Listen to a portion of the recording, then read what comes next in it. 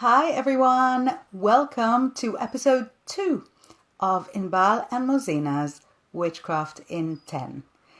This evening we are going to discuss everything to do with love magic. So, we've got a few of you about to join us. Let me just see that Mozinah's jumping in here. And we'll see her joining the screen in just a second. We've got quite a few of you joining, which is exciting. Hi, girl. How are you?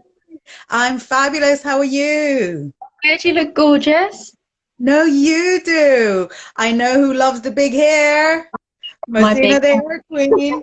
Yeah. It's my way of honoring. Wait, let me go better. It's my way of honoring the season of Leo. I don't really let my fro out very often. So today's the day. well, it suits you. You look stunning as always. Thank you. You look incredible. And there's been a lot of fabulous feedback for our episode 1, where we Mhm. discussed everything to do with prosperity and abundance magic. So if you're new, go back on my IGTV and have a little look at everything we had to say about prosperity magic. But tonight we have a crowd pleaser. Wow, it's certainly a pleaser. Yeah, exactly. So, what are we going to look at tonight? Tonight we are looking at love magic, and I have kind of put a little spin on it on my own. I want to go into the lustful intimacy side of it very briefly. I don't want to like over. I'm ready. I'm ready.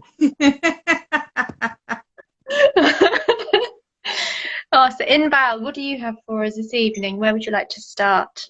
Do you know, I want to be the grown up in the room and I want to start with a warning. Anyone that's tuned in hoping that this will be magic to get a specific person into your life, switch over now. Go watch something else. I hear reality TV is a blast.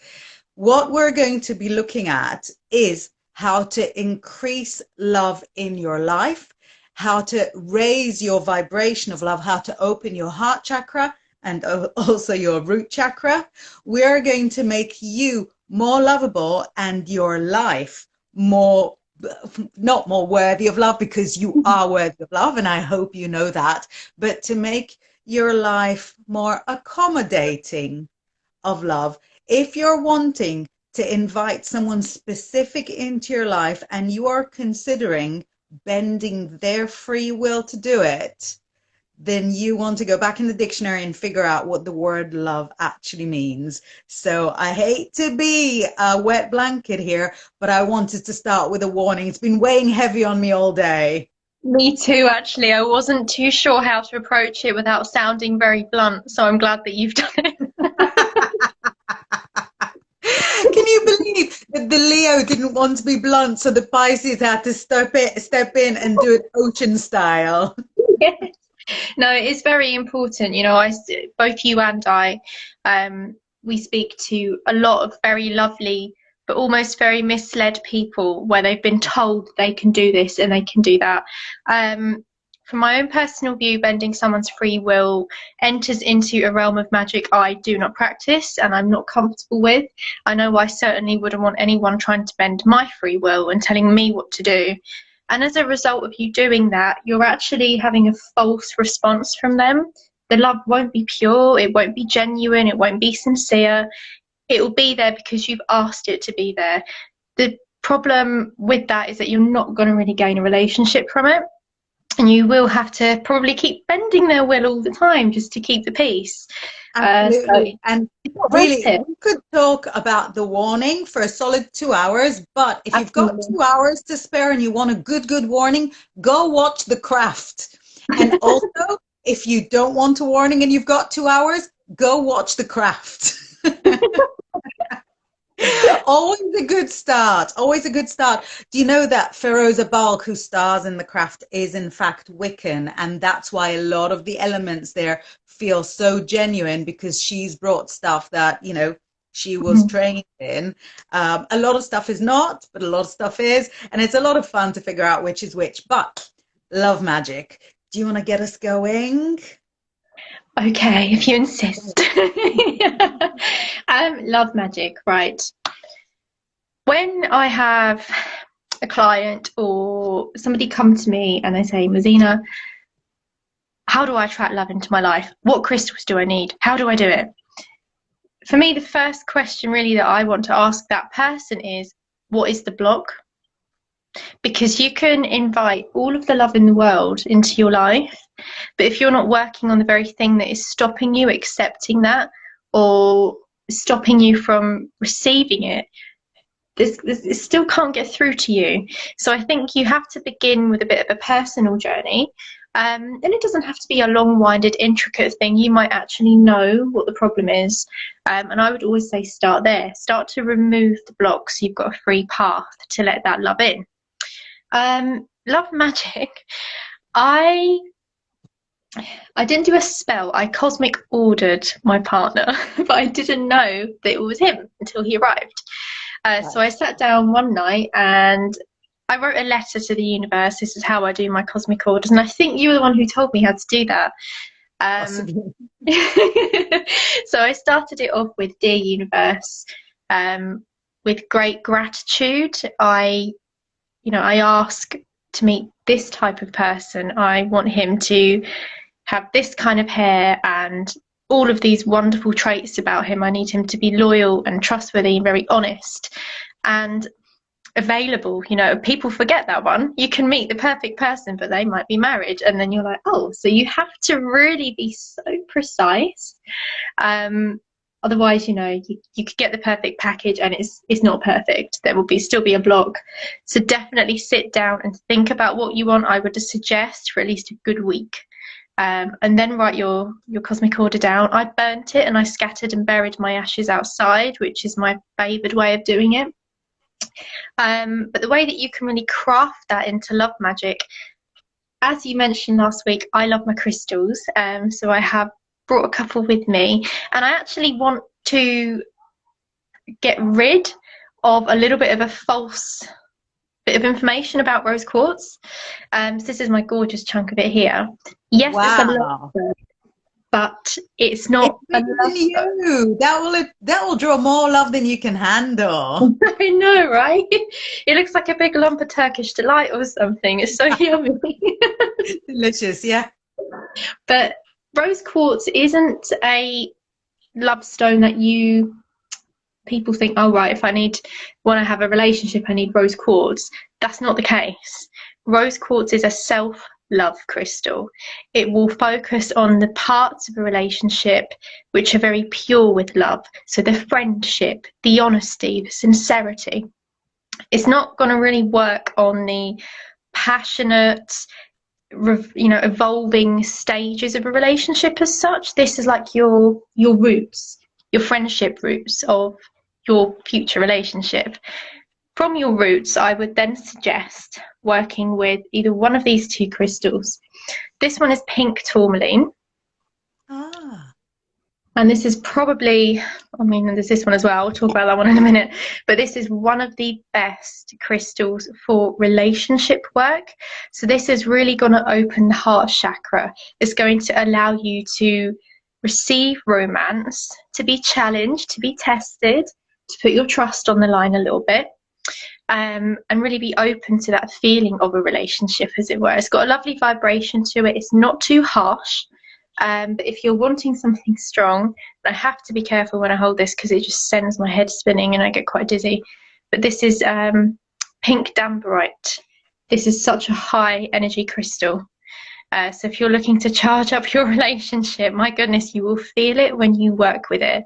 Dambarite anyway is a very highly spiritual stone, but when you have the pink tones in there, it's whoosh, it's all about the love. So certainly working with those, if you're crafting a cosmic order or a spell, you can pop them on top to charge it up for a little while. Or you may just, you might just want a little bit of fun, and that's absolutely fine.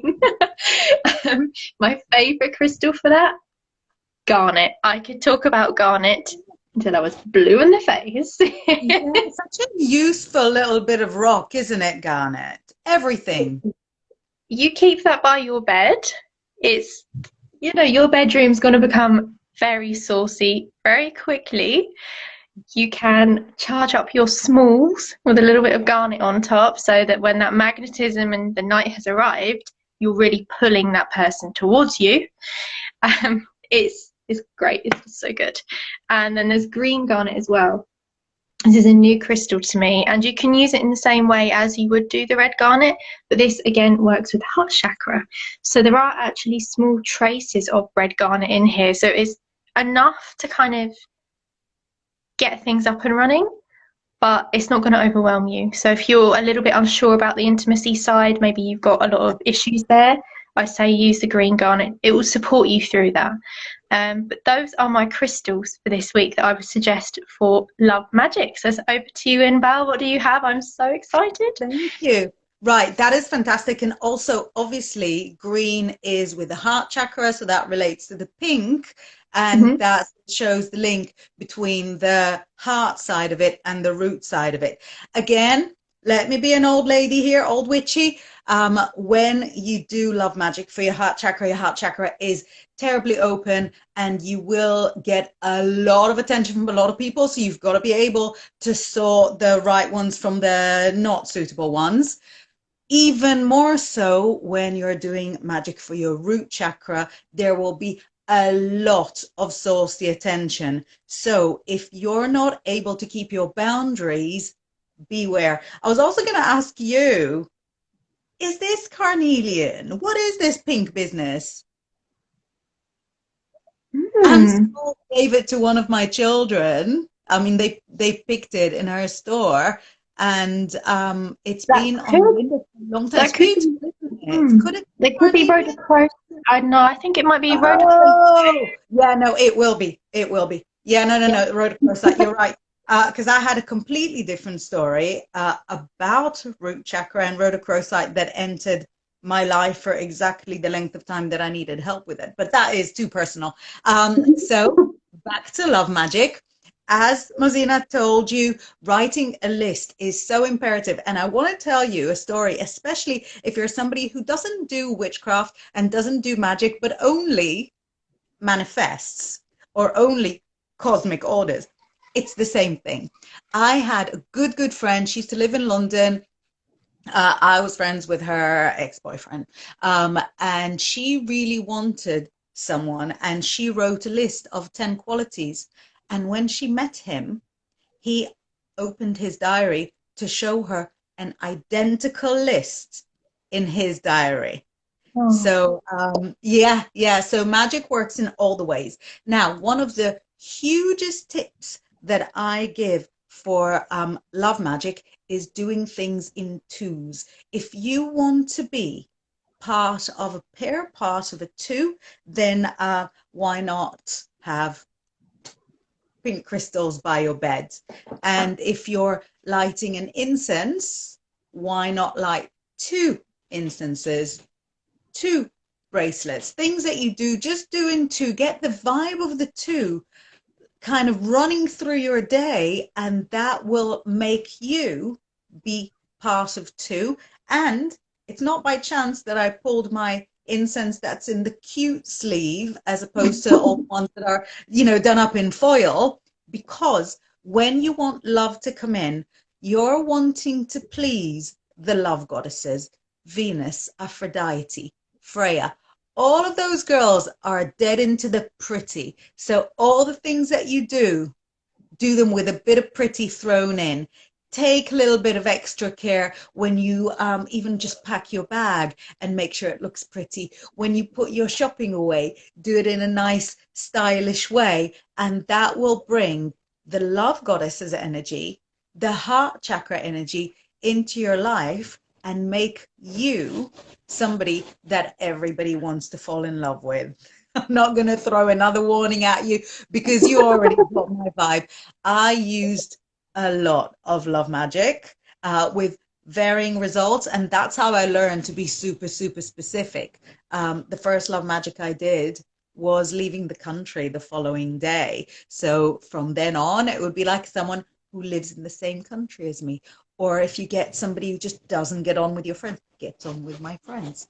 No other issues, All the things that are important, also hair color, all those things are important. Doesn't matter if your list is enormous. Someone like that exists, I promise you. They Someone like do. that. They do, exactly. You can even make your list a little bit ridiculous just to test them. They love it. They'll find them.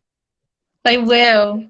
So I wonder, is there anything that we didn't cover? Because we're just wanting to do 10 minutes to help you into the world. We covered the list, we covered the twos, all the warnings, all the crystals. Ah, of course, the correspondences. So if you're doing candle magic spell for romantic love, you want to do it on Friday, the day of Freya.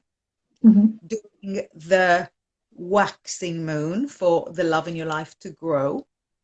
To do it with a pink candle and maybe drip a bit of lavender or jasmine onto it to just sort of bring the love vibe in.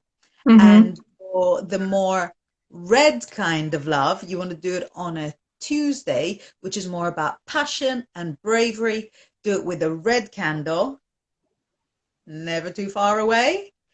And I wonder, would you still put lavender on it? I've never done that sort of magic. I'm Pisces. I've always done magic just for the romance. What scent would you put with passion magic? I'd use jasmine because it's not failed me. Jasmine, Right. it does Yeah. act as an aphrodisiac. It's a, essentially it's an aphrodisiac for men, but it actually does make a woman feel really beautiful. So when you've got those two things corresponding with one another and there's magic in the air, it works. And I'm not going to suggest anything else. Why fix what isn't broken?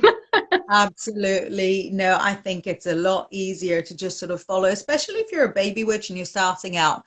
Follow what's going on, and soon enough, you'll develop your own feel for it and you'll learn to kind of modify things more your own style. So I guess we can just wrap up for tonight. Absolutely. It's been a pleasure. It's been so exciting to do this again. And sadly, next week we won't be doing one. That's my fault because it's my birthday and I won't be at home. Um, it's Leo season, so I'm going to go and spend it with my family. But we will be back the following week with, oh, maybe my favourite one yet.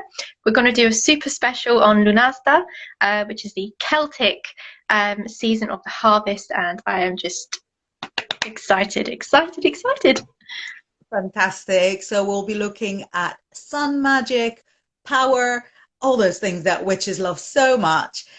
So until 2 weeks from now, thank you so much for joining us.